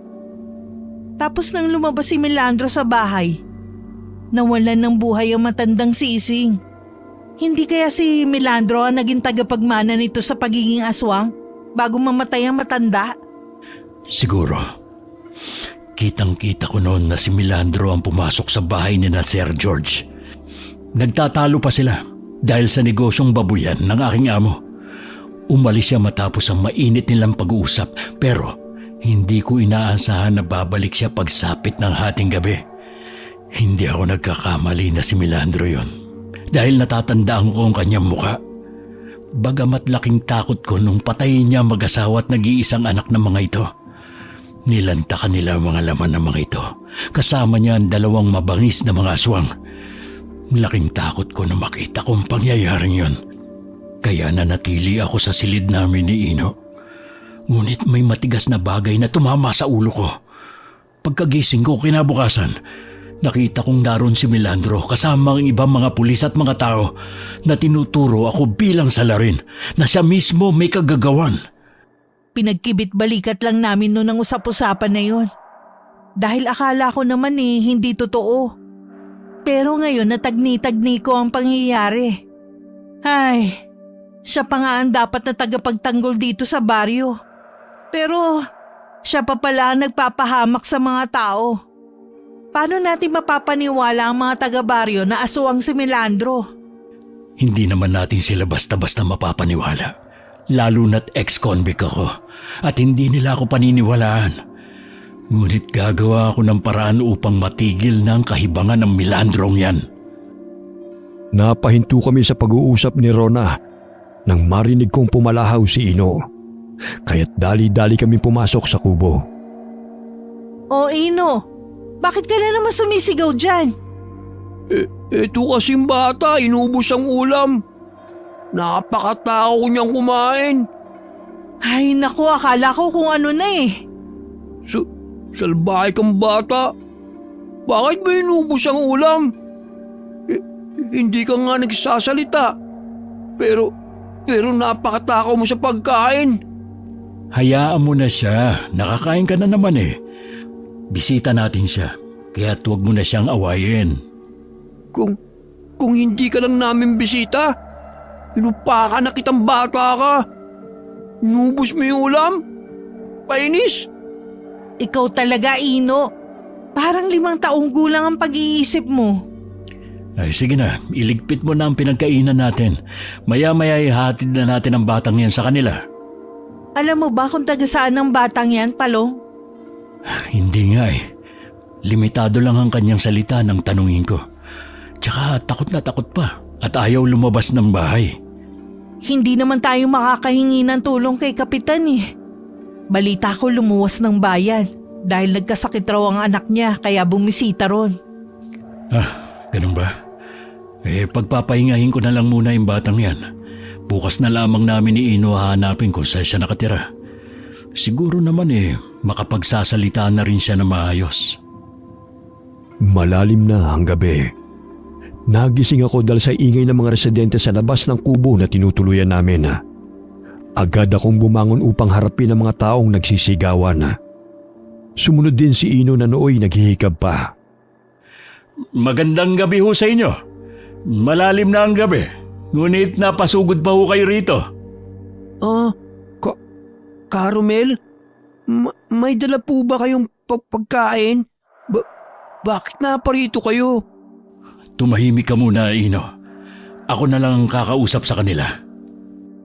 Gusto kong sugurin ni Carmel dahil ayon sa kanila, mas lalong gumulo ang baryo ng manirahan ako roon. Naging talamak ang patayan at maaaring ako ang dahilan. Naku naman, Carmel. Alam naman natin na kahit hindi pa ako nakakalabas ng kulungan, naging talamak na ang patayan dito sa baryo. Ay sino naman ang nagsabi sa inyo na akong may kagagawa ng bagay na yon? Sana buksan niyo mga mata niyo, lalo na sa mga taong nakakausap at nakakasalamuha niyo, dahil ang inaakala ninyong tagapagtanggol ay siya pa pala ang tunay na nagpapahamak dito sa baryo. Matagal ako sa piitan, pinagdusahan ng kasalanang pinaratang sa akin. Hindi na ako papayag na ang katulad nyo ang muling aapak at sisira sa pagkatao ko. Tama! Tama! Umalis na kayo rito kung wala naman kayong dalang pagkain. Sa di kalayuan naaaninaw ko si Milandro na nagkukubli sa likod ng puno. Alam kong siyang may pakananalusubin ako ng mga tao. Magmasid kayo. Huwag maging bulag sa katotohanan na nasa paligid lamang ang traidor sa baryong ito. Maging ako'y nakalaban ko ang tunay na salarin. Tao sa umaga, demonyo sa gabi. Kaya maging kayo, mag-ingat. Hindi ako ang kalaban dito, kundi ang mga mapagkunwaring tao na nakakasalamuha nyo. Ilang sandali pa'y lumabas ng kanilang bahay sina Rona at Berto. Patakbo nilang tinungo ang aming kinaroroonan at inawat ang mga taong galit na bumubulyaw sa akin. Ano ba nangyayari dito? Bakit naman oras ng gabi binubulyawan niyo si Palong? Ayan kasi sina Carmel at ang mga kasama niya. Sinabi nila si Manong Palong ang pumapatay. Akala ko may dala silang pagkain wala naman pala. Naku naman, Carmel. Kalalaya lamang ng pinsan ko. Pero hindi ibig sabihin na masama na siyang tao at siya ang pumapatay. Hindi naman lingid sa kaalaman natin na kahit wala pa siya rito nangyayari na ang kinatatakutan natin, hindi ba? Kaya wag tayo basta-basta mamimintang. Huminga ng malalim ang matandang lalaki at matalim akong tinitigan. Matapos namin silang kausapin ay umalis naman sila kaagad na hindi pa rin kumbinsido na inosente ako sa sunod-sunod na patayang nagaganap. Lalo na sa pagkawala ng mga alagang hayop ng mga magsasaka. Pasensya na kayo, Insan. Naabala patuloy ang pagpapahinga nyo ni Berto. Ano ba ang sumagi sa isipan ng mga taong yun? Bakit ikaw ang napagkamalang pumapatay? Alam naman nilang noon pa yan nangyayari Ay, may maituro lang talaga sila. Di ba? Masama ang mamintang, Manang Rona. Pero ang pulis, sila ang totoong pumapatay. Nakita ko. Marahil sinadya talaga ng kriminal na yon na sugurin ng mga alagang hayop ng mga magsasaka. Sa gayon akong pagbintangan. Napakatuso talaga niya. Maiba ko. Nasaan na ba yung batang nailigtas nyo? Nakauwi na siya sa kanila. Nagkataon na may napadaang 2 babae rito kaninang hapon at may hinahanap na bata. Nakilala sila ng bata at sinabing tiyahin niya raw ang mga yon. Nakausap ko ang 2 babae. Maging sila'y naniniwala na aswang ang pumatay sa ama ng bata. Inilibing na raw nila kanina dahil halos tad-tad na ang katawan ng lalaki. Ilang beses na rin may napapagawi sa kanilang mga tahanan. Batid nilang hindi mga rebelde, kundi mga aswang. Nakakapangilabot na talaga ang mga aswang na yan. Maging ang mga otoridad walang nagagawa para matigil ang patayan. Sinisisi na lang sa mababangis na hayop. Hindi naman sila naniniwala sa mga aswang. Paano sila maniniwala? Ang mga pulis ang mga aswang. Hoy Ino, ang bibig mo ha? Tumahimik ka baka may makarinig sa'yo. Totoo na naman na sinasabi ko Sila ang pumapatay. Nakita ko. Sige na, Insan. Umuwi na kayo. Nabulabog pa tuloy ang pagpapahinga nyo. Umuwi ng bahay sina Rona at Berto. Ngunit ramdam ko pa rin ang mabigat na enerhiyang naroon sa paligid. Maaaring sa tulong ng medalyon na suot ko, kaya't nararamdaman ko ang presensya ng kalaban. May nakaukit na triangulo sa bilog na medalyon at may isang mata na naroon sa gitna. Pumasok na tayo, Ino. Alam ko may mga matang nakamasid sa atin na nagkukubli lamang sa paligid. Mata?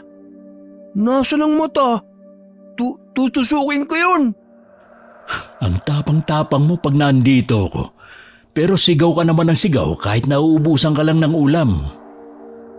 Sa di kalayuan ay may nakita akong tumatakbong tao. Kaya naisipan kong sundan siya kung saan siya patungo. Manong? Saan ka pupunta? May pupuntahan lang ako. Dumito ka na lang. Mamaya hindi ko pa maabutan ang hahabulin ko. Bakit? Mabilis naman akong tumakbo. Sasama ako. Sa di kalayuan, may naririnig kaming ungol ng matandang lalaki. Palayo ng palayo. Kaya't marahan kaming nagkubli ni Ino sa mga damuhan. Bit-bit ang aming mga patalim. Malakas ang pakiramdam ko na may mga kalaban sa paligid. Hindi lang siya nag-iisa kundi marami sila. Kalaban? Mga aswang ba sila? Siguro. Ito ang nararamdaman ko noon nung makasagupa natin ang mga aswang sa bundok. May papatayin. Papatayin nila tayo. Ayun, nakikita mo ba yun? Parang si Milandro yun Dumito ka na lang muna. Ako na lang ang susunod sa kanya. Sige. Nagkubli ako sa likod ng puno. Kitang-kita ko kung paano nanlisik ang mga mata ni Milandro habang kinukwelyuhan ng matandang lalaki. Ganun na lamang ang pagmamakaawa nito upang siya'y pakawala na. Ngayon, sa pagkamatay mo, sisisihin na lang walang hiyang palong na yun. Sadyang napakapakialamero. Bukas na bukas, sisiguraduhin ko na kukuyugin siya ng mga taga-baro sa pagkamatay mo. Si Caromel yun Ungas talaga ang Milandrong yan. Walang patawad sa pagkitil ng buhay. Tumayo ako mula sa aking pinagkukublian at buong lakas kong inihagis ang hawak kong itak patungo sa kinaroroonan ng aswang na si Milandro. Naging mabalasik na ang kanyang itsura at muntik na niyang masakmal si Caromel. Sino nagmamayari ng patalim na ito? Natamaan ko siya sa braso. Mabuti na lang at hindi natamaan si Caromel. Ikaw? Wala ka talagang kadala-dala. Gusto mo talagang isunod kita sa matandang to? Pareho kayong pakialamero. Bitawan mo si Caromel. Papatayin mo rin ba siya? Katulad sa mga nabiktima mo dahil nalaman niya ang lihim mo? Alam mo, Milandro, laking kahangalan kung bakit mo pa ako binuhay. Sinuwerte ka lang kahit papano. Kung wala sanang paparating ng mga tao, sana naging lamang ka na rin ng mga sikmura namin. Hindi ako makapaniwala sa narinig ko kahit papano'y nakaligtas ako dahil sa mga taong dumating. Lingid sa aking kaalaman yun ay dahil kay Ino na nakalabas ng bahay at nakahingi ng tulong sa mga pinakamalapit na kabahayan. Nagkaroon ng pagkakataong makatakbo si Caromel palayo sa aswang na si Milandro. Ilang sandali lumapit ang mga kasamang aswang ni Milandro. Ganun na lamang ang takot sa mukha ng matandang lalaki nang makumpirma na hindi lamang mababangis na hayop ang pumapatay sa baryo, kundi totoong mga aswang. Samantala, Aray! Aray! Ang dami mga langgam mo! Gusto pa akong papakin! Hala, si Caromel yun Hoy! Saan ka pupunta? Ngayon, titiyakin ko mauubos ko ng dugo mo. Dahil matagal ka nang namumuro sa akin. Sintu-sintu ka! Ikaw aswang ka! Pinatay mo yung babae sa maisan! Ito ang asin! matakot ka sa asin. Aray! Aray! Tama na yan! Ang hapdi ng mata ko! Yan, kasi malaki yung mga mata mo. Lagyan mo ng asin para lumiit. Hoy! Baliw! Tama na yan! Ang hapdi! Sinong baliw, ha? Ikaw ang baliw. Dahil kumakain ka ng hindi masarap. Hindi naman pagkain ng mga tao, ah. Ikaw ang baliw. Bobo ka ba? Hindi mo alam ang pagkain? Hoy! Kanin! Isda! At gulay! Yun ang pagkain! Naaninaw kong tila naglalaro lamang si Ino habang sinasabuyan ng asin ang mukha ng aswang. Ganun na lamang ang palahaw nito dahil napupuwi ng matamaan ang kanyang mga mata. Pagapang na lumayo si Carmel kay Milandro, ngunit hinila nito ang paa na matanda. Kaya sinugod ko siya bitbit ang dala kong karet. Kinuha niya ang kanyang barel at itinutok yun sa akin. Mabuti na lamang mabilis akong nakailag nang iputok niya ang baril. Kahit papano sinaswerte ka pa rin. Ngunit sa pagkakataong ito, sisiguruhin kong susunduin ka na ni kamatayan. Ako ang batas sa baryong ito. At kayong mga tao ay mga alipin ko. Ginagamit mo ang kahinaan ng mga tao. Ginagawa mo silang mangmang at pinapaniwala sa baluktot mong batas. Tinatakot para sundin ka nila. Hoy, para malaman mo, hindi lahat ng tao mapapasunod mo. Pagkakamali mo lang ay binuhay mo pa ako. Kahit papano, malakas pa ang kapit ko kay kamatayan. Ipuputok pa sanang muli ni Milandro ang baril. Ngunit malakas na hinampas ni Carmel ang kanyang kamay gamit ang nadampot itong sanga. Kaya't nabitiwan ito ang baril. Hoy tanda! Hindi ba't kinamumuhian mong lalaking yan? Siya at ang sintu-sintu niyang kasama ang pumapatay sa mga alaga niyong hayop. Ngayon mo pa talaga sasabihin sa kanya yan? Gayon nakita na niyan tunay mong pagkatao? Hindi maglalaon, malalaman din ng mga taga-baryo kung gaano kasama ang taong tinitingala nila. Matagal na panahon mo silang niloloko. Bakit ayaw mong sabihin sa kanilang katotohanan na ikaw ang pumatay kina Ma'am Eileen at Sir George? Dahil sa inggit mo sa pag-asenso ng mag-asawa, kaya pati kaibigan mo pinatay mo. Isa kang traidor! Wala kang alam kaya tumahimik ka. Nababagay lamang yun kay George. Dahil pati ang babaeng pinakamamahal ko, siya ang pinili. Kaya hindi ako nanghihinayang sa mga buhay nila. Kung hindi lang naman mapapasakin si Eileen, mas gugustuhin ko pang mamatay sila. Hindi ko alam na ganun pala kalalim ang galit ni Milandro sa aking mga amo at nadamay lamang ako sa galit niya. Napansin kong tumakbo si Ino patungo sa aking kinaroroonan. Wala na ang aswang na kanyang nakalaban at tanging malakas na sigaw ang bumasag sa katahimikan ng gabi. Manong, nabulag na ang aswang. Hihirap na siyang makita na madadaanan niya. Kaya yun, nahulog siya sa bangin. Ino, hanapin mo ang baril na tumilapon. Hindi pwedeng makuha yun ni Milandro. Baka may masaktan pa kapag nakita niya yung muli. Sige, nasaan na ba? Hanapin mo nga eh. Ay, oo nga pala. Bahagya akong napabuntong hininga nang mapansin na may ilang mga taong papalapit sa aming kinaroroonan. Laking pasasalamat ko dahil mauhulit malalaman na ng mga taga-baryo ang tinatagong lihim ni Milandro. Pagamat nadagdagan ang aking pangamba nang maaninaw na hindi yun mga taga-baryo, kundi ang mga aswang na kasamahan ni Milandro na naninirahan sa loob ng kabundukan. Paano ba yan mga kasama? May pagsasalu-saluhan na naman kayo. Huwag na kayo magpatumpik-tumpik pa.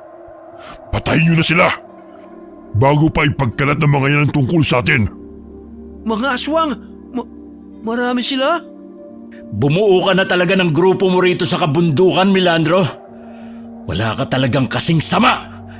Hindi rebelde mga kaaway ng mga tao kundi mga demonyong katulad nyo! Saan mo ba nakukuhang lakas ng loob mong pagsalita ako ng ganyan? Ano bang pinagmamalaki mo? Ang buhay mo sa bilibid? Hindi habang buhay maluloko mo mga tao. Malalaman din nila na ikaw ang nagpapalaganap ng karahasan dito sa baryo. Isa ka pang mangmang. Paano pa nila malalaman kung sinimutan ng mga kasamaan ko ang dugot laman mo? Napansin kong may dinampot si Milandro. Wari ko'y naunahan niya si Ino na makita ang baril dahil naapakan niya na yon. Ilang sandali itinutok niya sa akin ang baril. Bago pa man ako nakailag ay nakalabit niya na ang gatilyo. Tinamaan ako sa dibdib kaya't tumilapon ako sa lakas ng impact. Hindi ka na paglalamayan bukas dahil walang ititira mga kasamaan ko sa bahagi ng katawan mo. Ay, ang sakit ng likod ko. Pero bakit wala akong tama ng bala?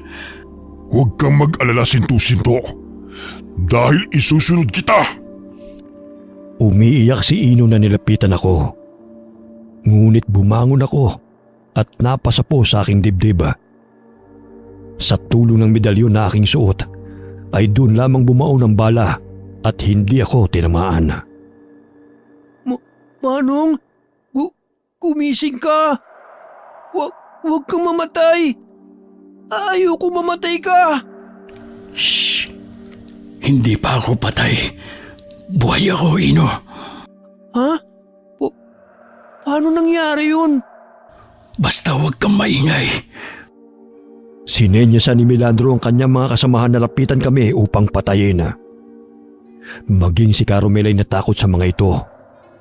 Ngunit mahigpit kong hinawakan ang karet. Nang akmang lalapain na nila ako, ay bigla akong bumangon at isa-isa ko silang sinugod. Ino, labanan natin sila! Oo, Manong. Anong meron sa'yo?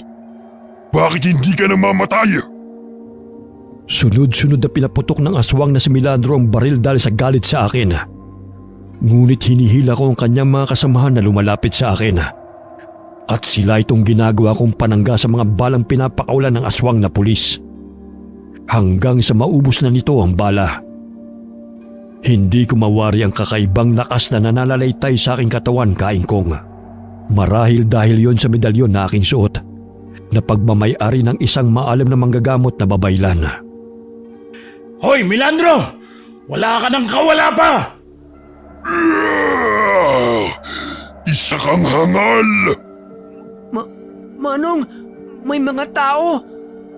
Tutulungan nila tayo para mahuli ang mga aswang.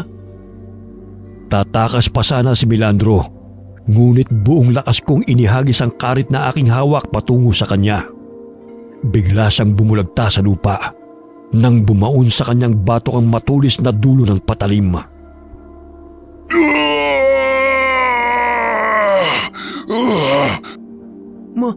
Manong, tinamaan mo siya. Mamamatay na ba siya? Makunat ang buhay niyan. Hindi siya basta-basta mamamatay. Tignan mo, nagsitakbuhan na yung kanyang mga kasamahan. Takot sila. Natakot sila sa atin. Alalayan mo si Caromel. Parang napilayan yata siya. Natatanong ko si Mang Berto at Manang Rona. Tsaka, mga tao papunta rito. Dahil sa sunod-sunod na putong na pinakawalan ni Milandro, ay natuntun kami ng mga tao. Bumangon pa si Milandro. Ngunit dahil sa malalimang sugat niya sa batok, ay bumagsak din siya. Inapakan ko ang kanyang likod habang pilit siyang gumagapang palayo. Alam mo, Milandro, kung makukulong man ako sa ginawa ko sa iyo ngayon, wala namang problema sa akin. Kahit papano'y magkakaroon ng saysay ang pagdurusa ko sa kulungan. Sinira mo ang buhay ko. Kaya wala na akong takot na makulong muli. Patayin mo na ako! Ano pang hinihintay mo? Namnamin mo muna ang sakit na unti-unting binabawian ng buhay. Ang mga taga-baryo ang siyang hahatol sa'yo. Isa kang huwad na alagad ng batas! Manong, tignan mo. May nahuhuling mga aswang ang mga tao. Mga kasama ng aswang na yan. Diyos ko naman, Palong. Sino ang taong yan? Si Milandro, ang pulis na kinatatakutan nyo. Tignan mo ang wangis niya. Hindi ako makapaniwala. Parang mababangis na mga hayop nga sila. Sabi ko na sa inyo, natotoo ang mga aswang eh. Ayaw niyong maniwala sa akin. Nakatira sila sa bundok. Naparito kami dahil sa narinig naming mga putok. Bakit kayo napadpad dito? Dahil sinundan namin si Carmel na dinampot ni na Milandro upang patayin para ako ang pagkaamalan ng mga tao na pumatay sa kanya at kuyugin ng mga taga-baryo. Diyos ko, ano ba nangyayari? Bakit may ganitong mga kaganapan? Dinampot ng mga taga-baryo si Milandro kasama ang mga sugatang mga kasamahan niya. Itinali sila sa puno habang nag-aagaw buhay. Kinabukasan ay unti-unti silang nanghina dahil sa sugat na kanilang natamo. Ayon sa mga nakatatanda, kapag nasugatan mo ang pinaghihinalaan mong aswang, gumuhit ka ng krus sa lupa kung saan sila malapit. O di kaya'y puntahan mo sila sa kanilang bahay dahil tiyak ang kanilang kamatayan. Dahil naroon sila sa gubat, doon na namin isinagawa ni Ino ang paraang yun. Manong, bakit tayo gumuguhit ng krus sa lupa? Dahil ba walang papel? Kaya dito natin ginagawa yun? Gawin mo na lang ang sinasabi ko sa'yo. Malalaman mo rin yan mamaya. Sa gayon ay wala nang kawala ang mga aswang na ito. Sige, maliit pa o malaki ang iguguhit ko. Ikaw ang bahala. Eto, nilakyan ko. Sa hindi may paliwanag na kadahilanan, ay unti-unting nawala ng buhay ang mga aswang na aming itinali sa puno. Maging si Milandro ay nagwakas ang kanyang buhay. Sumapit ang umaga. Hindi makapaniwala ang mga taga-baryo na ang inaakalang mga mababangis na hayop na lumalapas sa mga alagang hayop ay ang mga mababangis na aswang. Kabilang na roon si Milandro at ang mga kasama niyang pulis na madalas na rumoronda sa paligid. Hindi talaga ako makapaniwala. Laking pasasalamat natin noon dahil may pulis na naninirahan dito sa ating lugar. Pero hindi ko sukat akalain na siya rin pala ang sanhi ng patayan. Ang mga katulad nating nasa laylayan, imbis na tulungan ang mga nakaupo sa posisyon, ay sila pa itong naging dahilan ng ating pagbulusok pababa. Ginagamit nila ang ating kahirapan, kakulangan sa edukasyon, upang tayo ay malamangan. Hindi lahat ng nasa piitan ay may nagawang krimen. Karamihan sa amin doon ay nakakulong pero walang kasalanan. Patay na sila, Manong. Anong gagawin sa mga aswang na yan? Nagtulungan kaming ilibing ang mga aswang na naninirahan sa kabundukan. Napag-alaman kong matagal na palang wala sa serbisyo si Milandro. Ngunit nagkukunwari pa rin siyang aktibong pulis sa baryo. Dahil sa lahat sa edukasyon ng mga naninirahan sa baryo, ay napaniwala pa rin niya mga ito at tinatakot na ipapakulong. Ngunit sa aking pagbabalik, ay natuklasan ko ang baliko niyang batas. Hindi na bababalik ang mga aswang na kasama nila? Sana naman hindi na. Pero dahil alam na ng mga taga-baryo na hindi mga rebelde at mababangis na hayop ang may kagagawa ng patayan, matatakot na rin siguro sila. Basta wag lang maging kampante. Dahil nagtatago lang ang mga yon sa mga liblib na lugar o di kaya'y lumipat ng matitiran. Ilang gabi ring may naririnig kami mga umaaligid sa mga kabahayan. Kaya't salitan ng grupo ng mga kalalakihan sa pagbabantay tuwing gabi. Ayun sila, Manong. Parang may nagtatagong malapit sa palayan ni naman ng Rona. Sisindihan ko na tong ginawa nating pulbura. Pasabugin natin sila. Huwag kang basta-basta magpapasabog. Mamaya magsasaka pa ang masaktan mo. Akin na ang lampara at titignan ko. Tumakbo siya.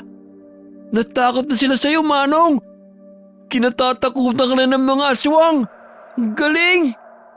Nandun siya. Doon ka mag-abang sa kabila. Dito naman ako. Sa gayon ay wala na siyang kawala. Hoy! Aswang! Uhulihin ka namin! May gana pa kayong bumalik, ha? Hay naku, Ino. Paano natin mahuhuli yan ang ingay-ingay mo? Nasambit ko na lamang habang hinahabol ang mabangis na aswang na aming natanaw sa palayan. Maya-maya'y may narinig akong malakas na atungal na mayahalin tulad sa baboy ramo, ngunit nangangarag ang tinig nito. Ayun! Tinamaan ko siya ng sibat! Sige! Tumakbo ka! Kung kaya mo! Oh, bakit hindi mo hinuli?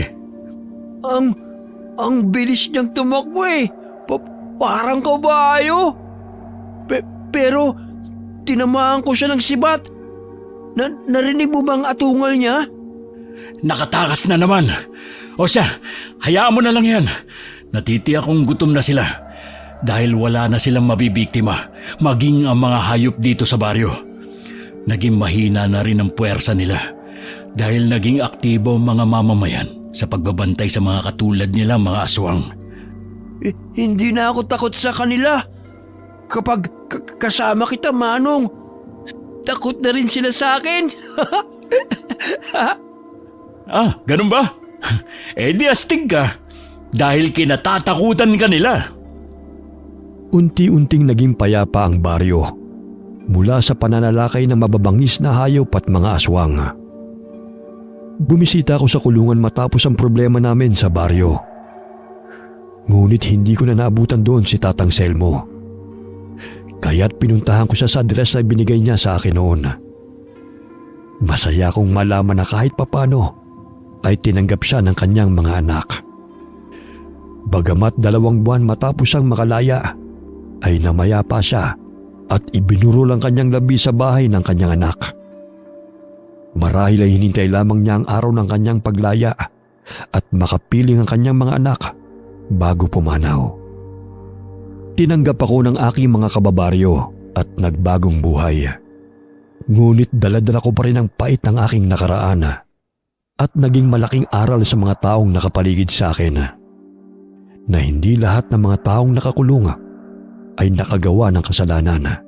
Bagkus ang iba'y naging biktima lamang ng makasarili at mapang-aping tao na may antas sa lipunan. Namuhay kami ni Ino bilang magsasaka kasama ang pamilya ng aking pinsan si Rona. Ngunit binansagan ako ng aking mga kababaryo na ex-convict na kinatatakutan ng mga aswang. Wakas.